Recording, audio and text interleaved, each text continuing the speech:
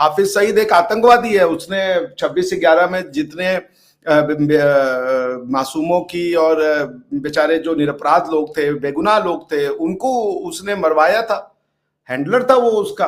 तो जो तलवारों के बल पे जीते वो तलवारों के बल पे ही मरते हैं भाई, इनका क्या है। तो आसिफ साहब तो ऐसे पोर्ट्रे कर रहे थे कि वो यूएन डेजिग्नेटेड टेररर है वो।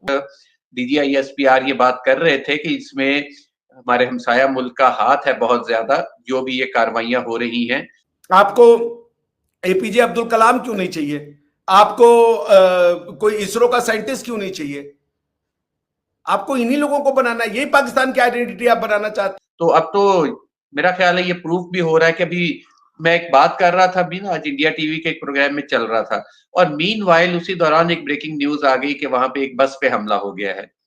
अच्छा, हम बड़े हैरान थे कि वो हमारे ग्रुप्स में वो 15 मिनट बाद आना शुरू हुई वो न्यूज, और उन्होंने वो ब्रेकिंग न्यूज दी, साथ उसकी पिक्चर्स शेयर कर दी। और एक बस में, खैर एक बस हमारे यहाँ ना डॉक्टर साहब होती है 40 सीटर्स, मैक्सिमम 40 सीट्स होती हैं उसमें, कोच में ना, फ्लाइंग कोच में। तो वो उसमें 90 जो थे वो फौजी जवान डाल दिए कि एक बस को जो निशाना बनाया है, और 90 फौजियों को वहां पे उन्होंने कत्ल कर दिया है। तो खैर इस तरह की बातें, तो वो मैं बड़ा हैरान, मैंने कहा यार ये कौन सी बस है। फिर मैंने कहा शायद डबल डेकर बसें चलनी शुरू होगी पाकिस्तान में। मैंने फौरी तौर पे वो चेक करवाया कि डबल डेकर बसें कब से आ रही हैं, तो पता चला कि वो 70s के बाद से डबल डेकर बसें बंद है पाकिस्तान में। सिर्फ लाहौर में वो साइट सीइंग बस है जो टूरिस्टों को लेके घुमाती है, वो चल रही है। डोंट एग्जिस्ट, ठीक है। पाकिस्तान का सच से कोई लेना देना नहीं। आपने 16 दिसंबर को 1971 को सरेंडर कर दिया था और आपके डॉन न्यूज़पेपर में आया था victory at all front. This is what the status of Pakistan state is. ये 2009 में बम्बई अटैक हुए थे, मैं वो बात कर रहा हूँ कि उनका हाउस अरेस्ट उसके बहुत बाद हुआ है। तो जो बम्बई अटैक के अंदर भी जो बेगुनाह मारे गए थे, उसको भी कभी भी हमने अप्रिशिएट नहीं किया उसकी। देखिए, हाफिज सईद के हवाले से अगर किसी के पास कोई प्रूफ्स हैं, तो मेरा ख्याल है अगर वो गवर्नमेंट ऑफ पाकिस्तान को देगा तो गवर्नमेंट ऑफ पाकिस्तान उस पर कार्रवाई भी करेगी। लेकिन इस तरह के जो एक्टर्स हैं, आपके यहाँ भी बहुत हैं, बाल ठाकरे जी एक बड़ी मशहूर हस्ती होते थे वहां पे, नित्या जोगी जी, ये लोग बहुत ज्यादा जो मसाजिद को गिरा रहे हैं, मुसलसल हमें हर दूसरे दिन आती है न्यूज के वहां से मस्जिदें गिराई जा रही हैं। अभी जो होली पे इस दफा हुआ है, मैं तो हैरान रह गया, वो शॉक्ड हो गया मैं वो वीडियोस देख देख के कि किस तरह जो मुस्लिम्स को उसमें निशाना बनाया जा रहा है, किस तरह मस्जिदों को ढांपा जा रहा है। वो बड़ा हैरानकुन था। तो इस तरह के जो लोग हैं ये हर जगह पे मौजूद होते हैं, जो कि नहीं, बाल ठाकरे जी और योगी आदित्यनाथ जी हमारा गर्व है। बाल ठाकरे हिंदू हृदय सम्राट है, योगी आदित्यनाथ जी हमारा गर्व है, हम उनको फॉलो करते हैं, वो हमारे लिए गर्व का विषय है। आप उनकी कंपेयर उनसे नहीं कर सकते। और ये होली पे लोगों ने स्वेच्छा से मस्जिदों के ऊपर वो चढ़ा दिए ताकि रंग न डले, ये तो आपने सिखा दिया अपने लोगों को। अभी तो आप कह रहे थे कि बैसाखी होली सब हमारा त्योहार है। Hi viewers, this is मेरे Baha Imran and you're watching my YouTube channel. Viewers, सबसे पहले चैनल को सब्सक्राइब करें, वीडियो को लाइक करें, शेयर करें और बेल आइकन ऑन करना मत भूलिएगा, क्योंकि आज हमें पाकिस्तान से ज्वाइन किया है मियां आसिफ अली ने, और इंडिया से हमें ज्वाइन किया है डॉक्टर अभिषेक मिश्रा जी ने। दोनों ही किसी तारीफ का मोहताज नहीं है। Thank you so much Asif साहब कि आपने हमारे व्यूवर्स के लिए टाइम निकाला। डॉक्टर साहब, आपके वक्त का भी बहुत शुक्रिया कि आपने हमारे व्यूवर्स के लिए टाइम निकाला। Always a pleasure. मियां बहुत साहब, शुक्रिया आपका रिबाना, आपने फिर एक दफा मौका दिया। बेसिकली आप दोनों की जोड़ी इतनी हिट जा रही है कि दिल करता है आपको मौका देने को, और लोग जो है वो सुनना आपको पसंद कर रहे हैं आप दोनों को, तो इस वजह से। तो आज हम जिस टॉपिक पे बात करें, कि टॉपिक तो मैं बड़ा शॉकिंग है, क्योंकि जब मैंने सुबह एक स्टेटस पे खबर देखी तो मुझे यकीन ही नहीं आ रहा था, और मुझे लगा कि फेक न्यूज़ है, और उसके बाद मैं सो गई, और सोने के उठने के बाद जब मैंने देखा तो वाकई तन वो खबर जो थी बिल्कुल सच थी। जी हाँ, हाफिज सईद की गाड़ी पे जो है वो अटैक हुआ, और अटैक होने के बाद उनके जो पार्टी के मेंबर थे उनको गोली लगी। ये सारी चीजें आज हम डिस्कस करेंगे, तो आगाज हम करते हैं आसिफ साहब से। आसिफ साहब, क्या कहना चाहेंगे इस न्यूज के बारे में? सबसे पहले तो मैंने इंडियन मीडिया की ही एक स्टेटस पे, किसी जर्नलिस्ट के स्टेटस पे देखा था, और मुझे तब यकीन नहीं आया था, और उसके बाद इंडियन मीडिया ने इसको कवर करना शुरू किया, और उसके बाद मैंने तब भी मैं देख रही थी पाकिस्तानी मीडिया में खबर ये आई है, क्योंकि समहाउ ऐसा हम ये कहते हैं ना कि इंडियन मीडिया जो है वो ज्यादा प्रोपागेंडा करता है पाकिस्तानियों के बारे में। मैंने कहा शायद ये फेक हो गई है, शायद ये जो बात कही जाती है बिल्कुल ठीक है, लेकिन उसके बाद मैंने देखा कि वाकई ये बात सच थी। आप इस पर क्या कहना चाहेंगे? क्या डिटेल्स हैं इसके बारे में, और इस पर पूरी आप इसका बैकग्राउंड बताएं। देखिए, पहली बात तो ये कि ये हाफ़िज़ सईद को गोली नहीं लगी। वो तो ऐसा है नहीं, ना ही इतना ईज़ी है कि उनको गोली लग जाए। ये एक और शख्सियत है, कोई और बंदा है जिसको ये लग गई है। तो दूसरी बात ये कि मैं हैरान इस बात पे हूँ, अच्छा मुझे भी इंडियन मीडिया से ही पता चला। वहाँ से जब ये चीज़ें चल रही थी, मुझे हैरत इस बात पे होती है कि हम यहाँ पे मौजूद हैं, सारी उम्र हमारी गुज़र गई है जर्नलिज़्म में और मामलात हमारे अपने सोर्सेज़ भी हैं, यकीनन इदारे भी यहाँ पे सिक्योरिटी फ़ोर्सेज़ के सोर्सेज़ भी हैं। लेकिन सिक्योरिटी फ़ोर्सेज़ को भी इल्म जो है वो इंडियन मीडिया पे चलने के बाद हुआ।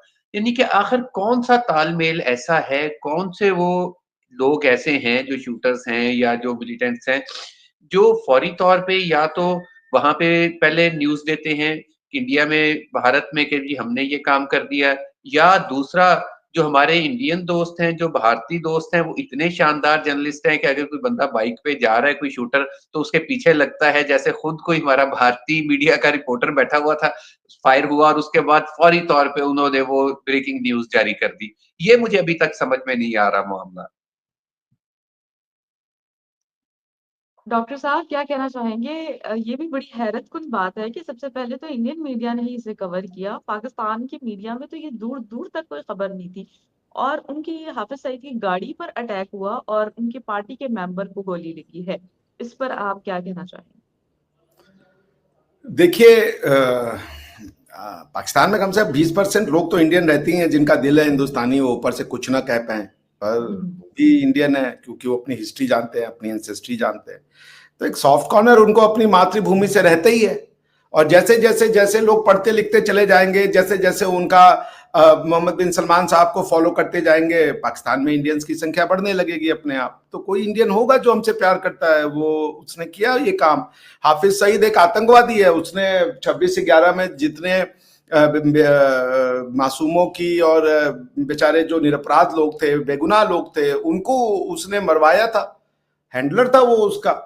तो जो तलवारों के बल पे जीते वो तलवारों के बल पे ही मरते हैं भाई, इनका क्या है। तो आसिफ साहब तो ऐसे पोर्ट्रे कर रहे थे कि वो यूएन डेजिग्नेटेड टेररर है। वो तो ऐसे बताते कोई महात्मा गांधी है, कोई बड़ा वो क्या आपके वो कौन है, बहुत बड़े जो चैरिटी का काम करते हैं, मैं नाम भूल गया, जिनकी वो चलती है एम्बुलेंस एम्बुलेंस।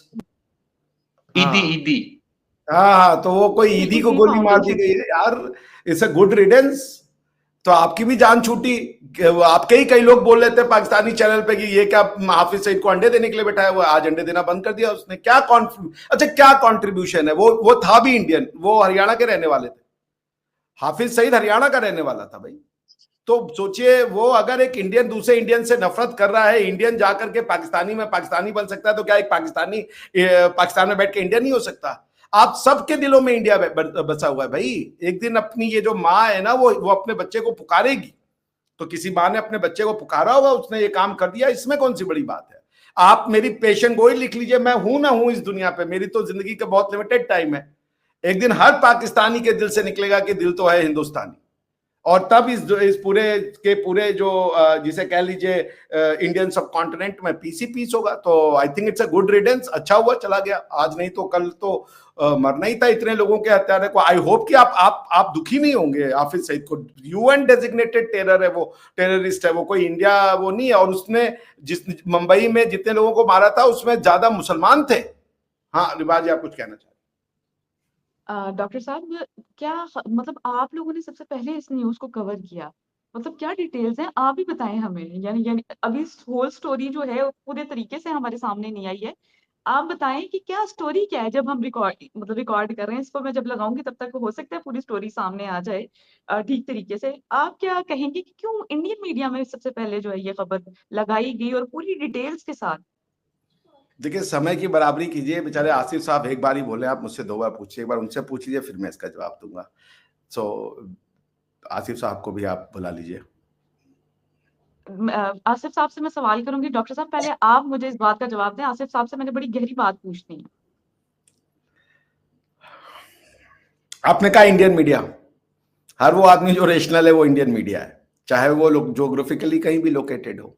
समझ रही हैं आप? सबसे पहली बात तो ये इंडियन मीडिया है क्या? हाँ भाई, टेलीविजन को अगर आप इंडियन मीडिया कह रही हैं तो ठीक है, वो उनको तो टीआरपी लेना रहता है, तो वो थोड़ा हाई पिच पे जाके बातों को करते हैं। मैं न्यूज चैनल ज्यादा देखता नहीं हूँ, दूर ही रहता हूँ। मेरे पास टीवी है ही नहीं, मैं सिर्फ मोबाइल और ये मैकबुक प्रो, यही मेरी जिंदगी के साथी हैं। और आजकल मियाँ साहब और आप बन गई हैं, क्योंकि आप लोगों ने एकदम पेशिश कर दिया। इतने इंटरव्यू मेरे ले रही है कि मैं उतने क्लास में लेक्चर नहीं दे रहा जितने मैं इंटरव्यू दे रहा हूँ। मेरे पे लोगों के कमेंट आने शुरू हो गए कि ये साला दिन भर यहीं बैठा रहता है, क्लास कब जाता है। आप समझ रही हैं? तो so having said that, तो मतलब इंडियन मीडिया का देखिए बात तय हो चुकी है ना, आपको गेम नहीं समझ में आ रहा। आज ट्रंप साहब ने क्या किया, हुतीज को बोला कि हम तुम्हें ढूंढ ढूंढ के मारेंगे, बहुत आतंकवादी घटनाएं कर ली तुमने, तुमको हम बर्दाश्त करते रहे क्योंकि ये बाइडेन जैसा वीक एडमिनिस्ट्रेटर यहां पर था। दुनिया चेंज हो रही है बहुत तेजी से। तो यमन में भी तो अटैक हुआ ना, हाँ यमन वही में मैं भी कह तो रहा हूँ, वही हुतीज की बात कर रहा हूँ यमन की। दुनिया चेंज हो रही है, ऐसे लोगों का कोई जगह दुनिया में नहीं है। दुनिया जो है, जो वर्ल्ड है, जो विश्व है, यहाँ पे बातचीत होगी, उन लोगों की जगह होगी जो पढ़े लिखे हैं, जो दुनिया को कुछ पॉजिटिव कंट्रीब्यूट कर सकते हैं। मियां आसिफ अली जैसे साहब जो है, जो रेशनल हैं, जो प्यार की बातें करते हैं, जो पॉजिटिविटी फैलाना चाहते हैं। रिबा इमरान जैसी अच्छी महिला जो है, जो भारत और पाकिस्तान के लिए एक अच्छा भविष्य देखना चाहती हैं। आपकी हर उस एजेंसी के लिए जो कि चाहता है कि हम दोनों के बीच में अच्छे संबंध हो, वो सब इसका फ्यूचर है। हाफिज सईद कौन होता है इसमें? वो तो एक हत्यारा था, आतंकवादी था। इट्स अ गुड रिडेंस, आज नहीं तो कल मरना ही था उसको। इसमें आपको क्या दुख हो रहा है कि क्या हो गया? मतलब हाफिज सईद से आपको क्या मिला था? वो आपकी इकोनॉमी का कंट्रीब्यूशन था। क्या कर, आपको हाफिज सईद क्यों चाहिए? मौलाना मसूद उजर क्यों चाहिए? आपको एपीजे अब्दुल कलाम क्यों नहीं चाहिए? आपको कोई इसरो का साइंटिस्ट क्यों नहीं चाहिए? आपको इन्हीं लोगों को बनाना है, यही पाकिस्तान की आइडेंटिटी आप बनाना चाहते हैं। हाफिज सईद रीडेड टेररिस्ट है। अभी आप देखिए वो तहव्वुर राणा को अमेरिका ने डिपोर्ट कर दिया, एक्स्ट्राडाइट कर दिया इंडिया के लिए। वो भी आएगा तो वो भी 26/11 के बारे में बहुत कुछ बताएगा। आपके खोसा साहब का डॉन में आर्टिकल निकला था कि ये जो 26/11 हुआ था इसमें पाकिस्तानी शामिल थे। तो आपका तो खत्म हुआ काम।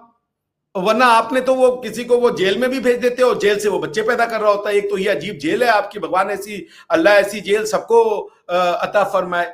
मैं तो यही कहूंगा कि जेल से बच्चे हो रहे हैं, जेल से फैमिली चल रही है, पढ़ाई लिखाई का ध्यान दिया जा रहा है, या अल्लाह ऐसी जेल इंडिया में भी दे दे। मैं तो यही कह सकता हूं। तो ये अब आप देखिए आपका क्या है। सर आप हमारी तरह प्रो नहीं हो सकते। Congratulations।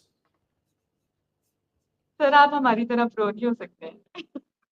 अच्छा, नहीं, ये जेलें जो हैं, ये शायद फिर हैरानकुन बात हो डॉक्टर साहब, हमारे यहाँ जेलों में हर किसी के लिए पढ़ाई-लिखाई का इंतज़ाम मौजूद है और जितने लोग हैं, अक्सर लोग जो हैं जेल में वो बाकायदा तौर पे कोई ना कोई डिग्री लेके ही निकलते हैं।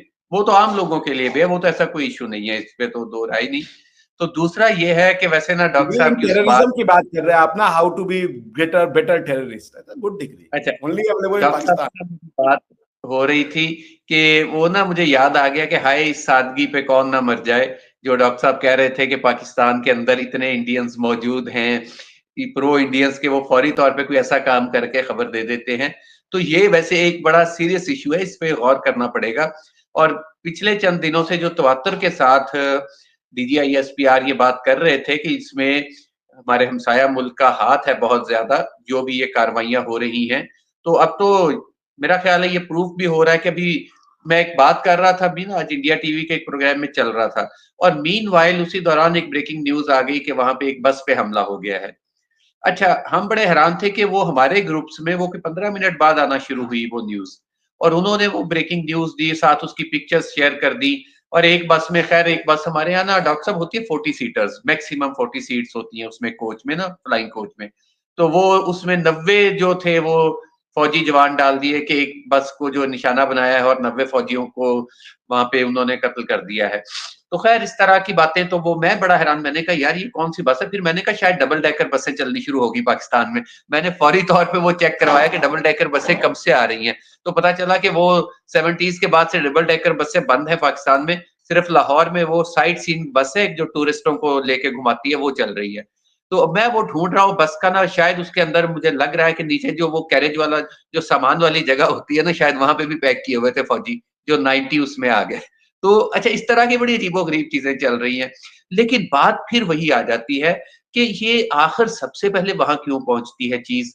तो वो वहां से क्यों ब्रेक होती है। दूसरी बात ये कि हाफिज सईद वाली मैंने ये बात की थी कि हाफिज सईद पे हमला नहीं हुआ, ये हमला एक और बंदे पे हुआ है। हाफिज सईद पे हमला शायद इतना आसान नहीं है जितना हम सोच रहे हैं। तो दूसरी बात यह है कि असल में ना हम वजह की तरफ नहीं जाना चाह रहे। वजह क्या है? वजह वही है जो, अगर आप देखें एक बंदा वो जो है वो कताल, एक की आज डेथ हो गई। इस तरह के जब तक कश्मीर इशू सॉल्व नहीं होता, एक के बाद 100 और जन्म ले लेंगे, 1000 और आ जाएंगे। तो हम उस डेप्थ, उस वजह को, उस जड़ को क्यों नहीं खत्म करना चाहते जिस वजह से ये मसाइल जन्म ले रहे हैं। अगर कश्मीर इशू सॉल्व हो जाता है तो ये इश्यूज रहेंगे ही नहीं, ये मामला तभी खत्म हो जाएगा। तो दूसरी बात यह है कि इतना वैसे खुश नहीं होना चाहिए, जैसे आज दोपहर को भी दोस्त खुश हो रहे थे, मैंने कल भी बात की थी डॉक्टर साहब से वही, कि शीश महल में रहने वालों हम पे पत्थर मत फेंको, जब ये पत्थर लौटेंगे सोचो शीश महल का क्या होगा कल। और वो है कि अपनी मट्टी पे चलने का करीना सीखो, संगे मरमर पे चलोगे तो फिसल जाओगे। तो ये बात वही है कि हमें अपने इश्यूज को एड्रेस करना होगा, अपने मामलात को देखना होगा।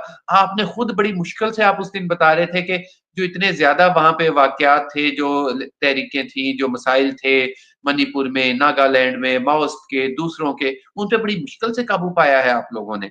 तो ये ना हो कि दोबारा से वो जन्म लें। तो मेरा जाती ख्याल ये है कि हमें किसी भी तरफ पे जो टेररिज्म है उसको एक्सपोर्ट करने पे या उसकी सपोर्ट पे काम नहीं करना चाहिए, उसको बंद करना होगा।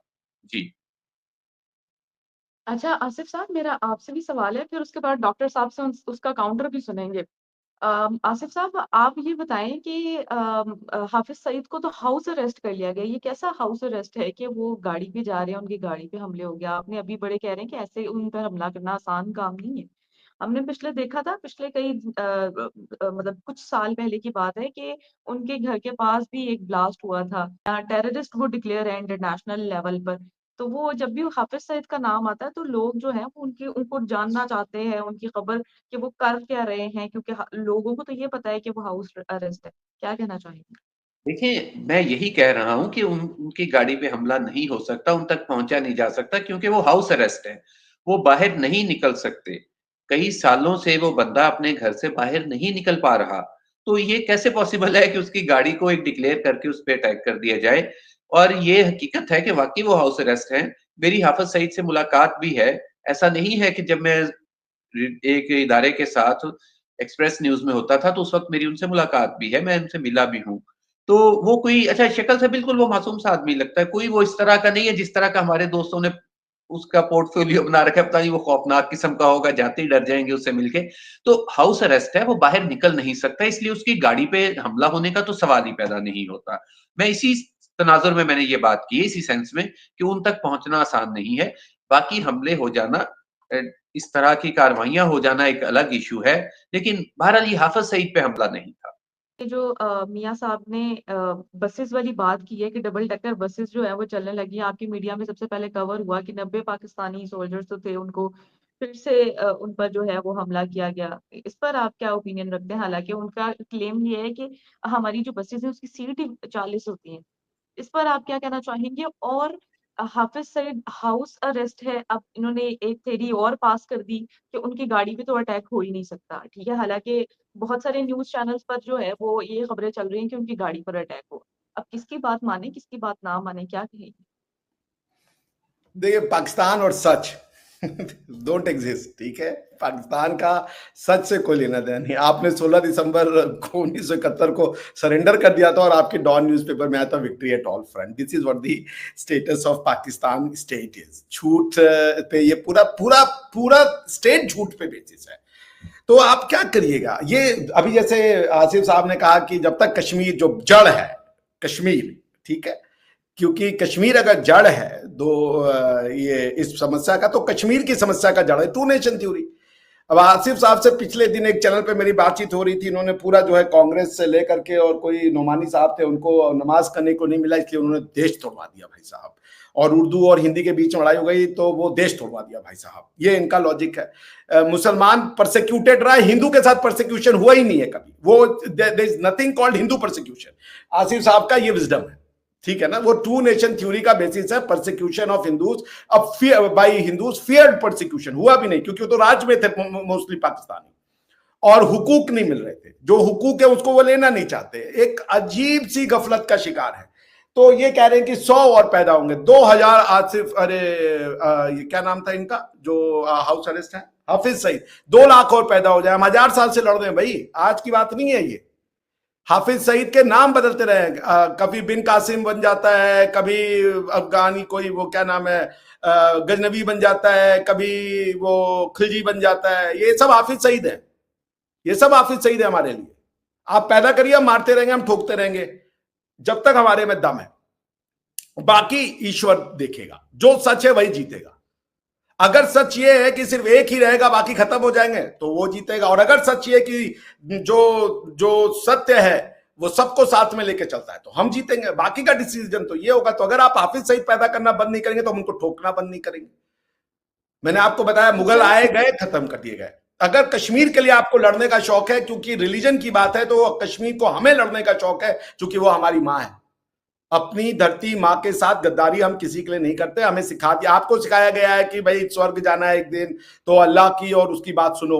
हमें सिखाया गया है कि जननी जन्मभूमि स्वर्गादपि च गर्यसी, मां और मातृभूमि, इससे बड़ा कोई कॉज नहीं है। ये स्वर्ग से बड़ी हमें नहीं चाहिए स्वर्ग। और वैसे भी आपको तो जन्नत में जाना, हमारा स्वर्ग वैसे भी फिक्स है।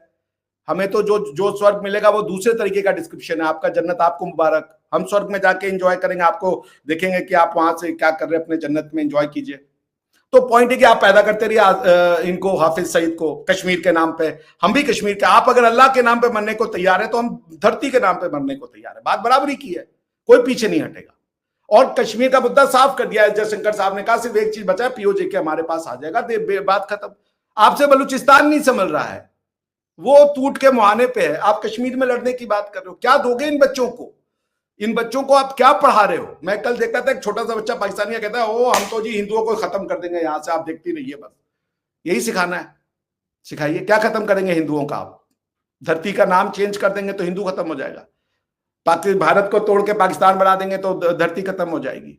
अपना नाम अभिषेक से मिलकर अब्दुल रख लेंगे तो हिंदुइज्म खत्म हो जाएगा ना जी। तो सर इसका मतलब, आपका कहने का मतलब ये है कि ये जो अबू कत्ल हुआ है, यानी कि उस पे शूट हुआ है, तो उसका जिम्मेदार भारत है?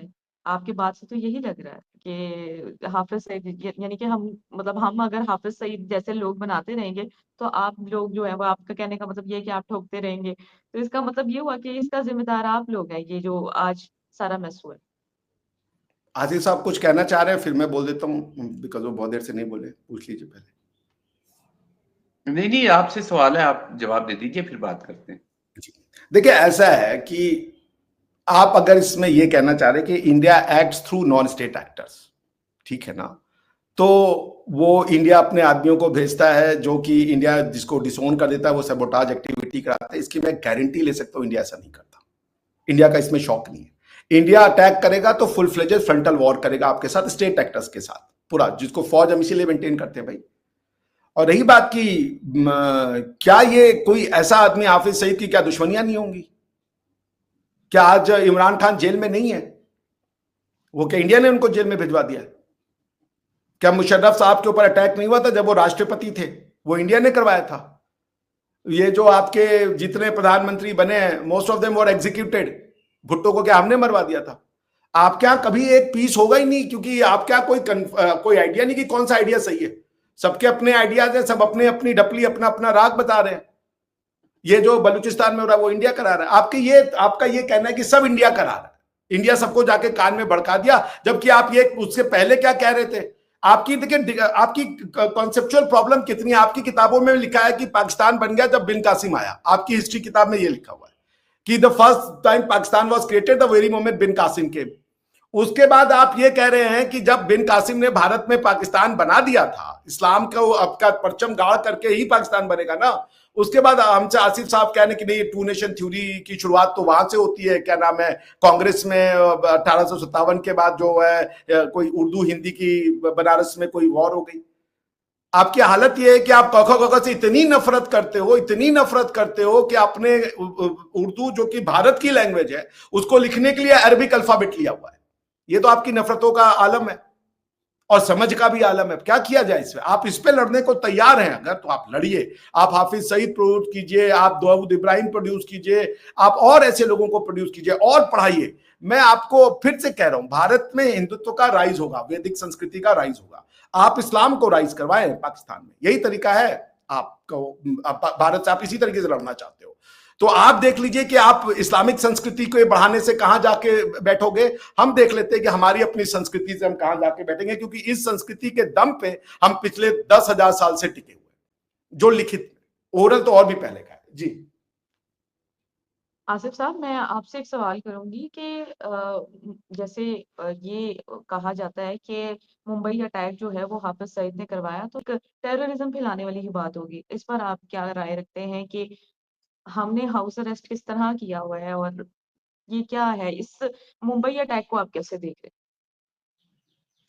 देखिए, हाफिज सईद जो हाउस अरेस्ट हैं वो मुंबई अटैक के बहुत बाद में हुए हैं, और जब से वो हाउस अरेस्ट है उसके बाद से उसकी जो एक्टिविटीज हैं कंप्लीटली वो, अच्छा डॉक्टर साहब उधर बात कर रहे हैं, ठीक है। अच्छा, तो जब से वो हाउस अरेस्ट हैं तब से ऐसी कोई भी एक्टिविटी उनके ऑर्गेनाइजेशन की जानिब से नहीं है। उनके ऑर्गेनाइजेशन कंप्लीटली यहाँ पे बंद हो चुकी है। उनके जो फलाही काम थे, जो वेलफेयर के थे, वो भी बंद हैं। तो हाफिज सईद का घर से बाहर निकलना या कुछ और करना या बैरूनी दुनिया से राब्ते में आना पॉसिबल नहीं है, क्योंकि वो इतनी सख्ती के साथ उसको हाउस अरेस्ट किया गया है। मैंने वो एरिया देखा है जहाँ पे वो उनका घर है और वो हाउस अरेस्ट है। मैंने कंप्लीटली उस साइड पे भी, बल्कि उसके तो करीब भी कोई नहीं जा सकता। तो ज़ाहिर-सी हैं? बात सर, है आप कि एक वो ही तरह की बात कर रहे हैं, आप एक ही तरह की, पहले भी आपने ये कहा है कि वो कम्प्लीटली तौर पे जो है बड़े सख्ती वाले जो है हाउस अरेस्ट किया गया है उनको। तो इसके अलावा मुंबई अटैक को आप कैसे देखते हैं? हाँ, मुंबई अटैक की बात है जहाँ तक, तो मुंबई अटैक हुए हैं, इसमें कोई शक आसिफ नहीं साहब, है। मेरे वहाँ भी एक पे क्वेश्चन का जवाब दे दीजिएगा, ये हाउस अरेस्ट क्यों कर रहे हैं आप उनको, इसका भी बस जोड़ दीजिए, बस। Sorry to interrupt. देखिए, हाउस अरेस्ट उन्हें, मेरा ख़्याल है कुछ इल्ज़ामात थे जिनकी वज़ह से किया गया, और ये बात भी आई थिंक कि मेरी जो उनसे मुलाकात हुई थी वो हुई थी 2014 या 15, 2015 में हुई थी, जब मैं एक इंटरव्यू के लिए उनसे मिला था। तो जो बॉम्बे अटैक है, दौराए आम पे या दौराए खास पे? जी? वो जो नहीं, नहीं, आपकी इंटरव्यू मुलाकात हुई, वो इंटरव्यू आपकी के जो लिए मुलाकात हुई इंटरव्यू के लिए हाफिज किया से, था। वो दौराए आम के दौरान हुई या दौराए खास के दौरान हुई? नहीं, नहीं, उस वक़्त तो वो रूटीन में थे ना, उस वक़्त हाउस अरेस्ट नहीं थे वो। तो ये 2009 में बम्बई अटैक हुए थे, मैं वो बात कर रहा हूँ कि उनका हाउस अरेस्ट उसके बहुत बाद हुआ है। तो जो बम्बई अटैक के अंदर भी जो बेगुनाह मारे गए थे, उसको भी कभी भी हमने एप्रिशिएट नहीं किया, उसकी हौसला अफ़ज़ाई नहीं की, ना ही किसी तरह के इस तरह के इक़दाम की हौसला अफ़ज़ाई की जा सकती है कि जहाँ पे भी आप बेगुनाहों को मारें। मैं वाज़ेह तौर पे एक बात हमेशा से कहता रहा हूँ कि कश्मीर को छोड़ के, जो कि मुतनाज़ा खित्ता है, बाकी की भारत के अंदर कहीं पे भी कोई वाक़या होगा टेररिज़्म का, चाहे वो किसी की तरफ से भी हो, क्योंकि मुख्तलिफ वहाँ पे ग्रुप्स काम कर रहे हैं, उसको जस्टिफ़ाई नहीं किया जा सकता, उसकी दलील नहीं दी जा सकती, क्योंकि बेगुनाह कहीं पे भी मारा जाए, वो गलत है, वो ज़्यादती है, होना नहीं चाहिए। तो मुंबई के हवाले से भी मेरा यही है। तो ख़ैर, मेरे वो क्योंकि बॉम्बे इसलिए चढ़ा हुआ है मुँह पे कि हम बचपन में बॉम्बे सुनते थे, तो ये मुंबई बाद में हो गया, तो इसलिए वो बॉम्बे हो या मुंबई हो, वो उसको आपने नहीं लेना। तो उसके हवाले से भी मेरा वाज़ेह तौर पे यही मौक़िफ़ है, उस वक़्त भी यही मौक़िफ़ था जब ये हुआ था। आज मेरे ख़्याल 16 साल हो गए इस बात को, 16 साल हो गए ना इस वाक़ये को। तो उस वक़्त भी हमने यही कहा था कि ये नहीं होना चाहिए था, गलत किया गया है, जिसने भी किया है। तो इस तरह के वाक़यात जो हैं, ये किसी भी कॉज़ के लिए फ़ायदेमंद नहीं होते। जिस तरह हमारे यहाँ अब एक दहशतगर्दी की लहर बलूचिस्तान में शुरू की गई है, वो बलोचों के लिए भी, अगर कहीं पे कोई सियासी मामलात हैं भी, तो उनके लिए भी वो फ़ायदे में नहीं हैं। तो इस तरह के वाक़यात किसी के फ़ायदे में नहीं होते। जी। डॉक्टर साहब, मेरा आपसे सवाल है, मैं दूसरी बार ये सवाल आपसे करूँगी कि आपके मीडिया पर जहाँ पर ये मियाँ साहब ने भी आपसे, आसिफ साहब ने भी पूछा कि सबसे पहले तो आपके मीडिया में ये खबर चली थी कि बलूचिस्तान में जो दोबारा से एक अटैक हुआ, जिसमें हमारे कई सोल्जर्स थे, और उसमें कहा जा रहा था 90 पाकिस्तानी थे, जबकि हमारी जो बस है वो 40 सीट की थी। ये लॉजिक बयान उन्होंने की। तो इस पर आप क्या ओपिनियन रखते हैं? मैं तो सुना था आपके डीजी आईएसपीआर की सारी स्टेटमेंट को तो आपके जो जर्नलिस्ट थे उन्होंने ही नकार दिया कि वो झूठ के बाद झूठ बोले थे। पहला झूठ बोला उन्होंने कि भाई जो ये जाफर एक्सप्रेस पकड़ी का हाईजैक हुआ उसमें हमने रेस्क्यू ऑपरेशन करके बच्चों को लेडीज को छुड़ाया, जबकि बाद में जो इंसर्जेंट्स है उन्होंने बोला नहीं हमने पहले ही छोड़ दिया था। उसके बाद जो है उन्होंने कहा हमने ऑपरेशन करके सबको बचा लिया है, बाद में पता चला कि नहीं उन्होंने नहीं बचाया, उन्होंने मार दिया। तो मुझे नहीं पता कि पाकिस्तान स्टेट को मैं कैसे ट्रस्ट कर लूं, मैं नहीं ट्रस्ट कर सकता, बिकॉज की lies are the whole structure of the state is based on lies. वो सच को स्वीकार ही नहीं कर सकते, सच सुनने से वो उनको गुस्सा आने लगता है, क्रोधित हो जाते हैं वो। तो वो एक बार फिर से वही चीज बोल रहे हैं, the state policy of the Pakistan is ROUGE, deceit, यही है उसका। झूठ बोल दो, डिनाई कर दो, मना कर दो, ये सब कर दो, इसके आधार पे वो देश चलाते रहे। अब आप बता दीजिए ना, मैं तो बोल रहा हूं मियां आसिफ साहब से कि वो कह रहे कि हाफिज साहब को क्या नाम है, हाफिज सईद को वो कर दिया था हाउस अरेस्ट। क्यों हाउस अरेस्ट किया? भाई क्रिमिनल आदमी है तभी तो किया होगा ना। क्रिमिनल आदमी को आदमी हाउस अरेस्ट करता है, वरना तो सिविल एंड पॉलिटिकल राइट्स का वॉयलेशन होता है। हमारे यहां तो कहा गया है कि भाई freedom of movement is fundamental right, jail is an exception, bail is a right. अब आपके यहां बेल भी नहीं है, हाउस अरेस्ट है। हाउस अरेस्ट यानी ये it's a law of detention, is different from law of arrest.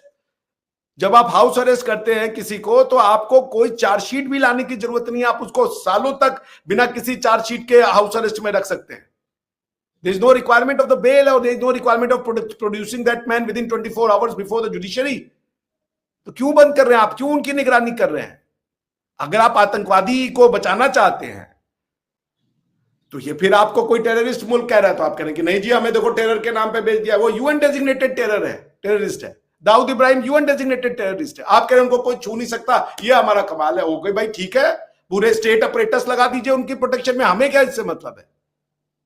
अपने लोगों को सुरक्षा देने की जगह अगर आपको हाफिज सईद की सुरक्षा देनी है क्योंकि वो कुछ बंबई में आकर के जो है वो 200-400 लोगों को मार सकता है, ऐसे हत्यारे और अपराधी को बचाने के लिए आप अपने स्टेट का पूरा दम झोंक देना चाहते हैं, झोंक दीजिए। पाकिस्तान का आम आदमी तो यूं ही मर जाएगा ना, आप तो ये कह रहे हैं। तो ये आप देख लीजिए कि आपकी सुरक्षा बड़ी है या हाफिज सईद की। क्या कंट्रीब्यूशन है आपके फ्यूचर जनरेशन में, आपके फ्यूचर ऑब्जेक्टिव्स में, आपके इमेंसिपेशन में, आपके इकोनॉमी में हाफिज सईद का? सैंक्शंस, इसके लिए आप उसको बचा रहे हैं। बचाइए। मैं तो अल्लाह से कहूंगा आपको और बरकत दे इसमें, और क्या कर सकता हूं। देखिए, हाफिज सईद के हवाले से अगर किसी के पास कोई प्रूफ्स हैं तो मेरा ख्याल है अगर वो गवर्नमेंट ऑफ पाकिस्तान को देगा तो गवर्नमेंट ऑफ पाकिस्तान उस पर कार्रवाई भी करेगी। लेकिन इस तरह के जो एक्टर्स हैं आपके यहाँ भी बहुत हैं। बाल ठाकरे जी एक बड़ी मशहूर हस्ती होते थे वहां पे, नित्या जोगी जी, ये लोग बहुत ज्यादा जो मसाजिद को गिरा रहे हैं, मुसलसल हमें हर दूसरे दिन आती है न्यूज के वहां से मस्जिदें गिराई जा रही हैं। अभी जो होली पे इस दफा हुआ है मैं तो हैरान रह गया हूँ, शॉक्ड हो गया मैं वो वीडियोस देख देख के कि किस तरह जो मुस्लिम्स को उसमें निशाना बनाया जा रहा है, किस तरह मस्जिदों को ढांपा जा रहा है, वो बड़ा हैरानकुन था। तो इस तरह के जो लोग हैं ये हर जगह पे मौजूद होते हैं जो नहीं, बाल ठाकरे जी और योगी आदित्यनाथ जी हमारा गर्व है। बाल ठाकरे हिंदू हृदय सम्राट है, योगी आदित्यनाथ जी हमारा गर्व है, हम उनको फॉलो करते हैं, वो हमारे लिए गर्व का विषय है। आप उनकी कंपेयर उनसे नहीं कर सकते। और ये होली पे लोगों ने स्वेच्छा से मस्जिदों के ऊपर वो चढ़ा दिए ताकि रंग न डले, ये तो आपने सिखा दिया अपने लोगों को। अभी तो आप कह रहे थे कि बैसाखी होली सब हमारा त्योहार है, तो भारत का मुसलमान होली क्यों नहीं खेल सकता? सिखाइए उनको कि ये तो कल्चरल चीज है। आप ही कहते कल्चर और रिलीजन अलग है, सिखाइए आसिफ साहब, आप जैसे लोगों से उम्मीद है हमें। क्यों अगर उस पे जबरदस्ती रंग तो ना फेंका जाएगा, बुर्का नहीं कर रहे ना, वो स्वेच्छा से वो डाल रहे हैं, वो तो स्वेच्छा से डाल रहे हैं ना, उसमें हम क्या कर सकते हैं? आप ये बताइए कि कौन सा भगवान है जो रंग डालने से नाराज हो जाएगा यार? ये छुआछूत है, ये इसको कहते हैं हमारे यहाँ अनटचेबिलिटी। मैं अगर पसंद नहीं करता कि मेरे ऊपर कोई चीज डाली जाए तो आप उस पर जबरदस्ती डालेंगे तो उसको तो नहीं, जबरदस्ती बिल्कुल नहीं होनी चाहिए, बिल्कुल आप। लेकिन ये जबरदस्ती की बात नहीं है, वो कह रहे कि हम तुमसे अलग है, ये हमारा नहीं है। रंग डाला जा रहा है मुस्लिम नहीं, कोई भारत में जबरदस्ती का कॉन्सेप्ट ही नहीं है। मैं वो वीडियोस, ठीक है, मैं वो वीडियोस रिबाहा आपको भेज दूंगा, आप डॉक्टर साहब को भेज दीजिएगा। वीडियो मैं आपको मैन्युफैक्चर करके भेज दूंगा। वीडियो से बातचीत होगी क्या आसिफ साहब? यह वीडियो से बातचीत होगी। मैं ऐसे 76 वीडियो आपको अभी शूट करवा के भेज दूंगा। क्या यहाँ पे मुसलमान, यहाँ के सारे डॉन मुसलमान रहे हैं, दंगा शुरू करते हैं हमेशा? ये क्या बातें कर रहे हैं आप? इन सब का कोई वो नहीं है। ऐसे 76 वीडियो मैं आपको भेज दूंगा क्या फायदा उसी चीजों का? पॉइंट है कि आप मनुष्य के बिहेवियर को बनाइए, मनुष्य के बिहेवियर को एक्सेप्टेबल बनाइए, ब्रॉड एंड बनाइए। आप उसको खाली ये सिखा देंगे कि ये हिंदू का है, उसको नमस्कार मत करो। जी तो इसको ना अभी वाइंड अप कर ले, मैंने ना कहीं निकलना है फौरी। ठीक है, मुझे भी कहीं निकलना इस है। बात ठीक है, को इन चीजों को आगे और कंटिन्यू करेंगे। जिस तरह ये कहा जा रहा है, डॉक्टर साहब का एलिगेशन है, बल्कि ये कहा जाता है इंटरनेशनली कि हाफिज सईद जो है यूएन डेजिग्नेटेड टेररिस्ट हैं। ये सारी चीजें आगे और फर्दर इस पे प्रोग्राम्स करेंगे कि कौन से नॉन स्टेट एक्टर कौन से हैं और किन पे वर्किंग करने की जरूरत है और क्या होना चाहिए इसका फ्यूचर। तो thank you so much Asif साहब, डॉक्टर साहब। नेक्स्ट प्रोग्राम तक के लिए हमें दें इजाजत। Thank you so much.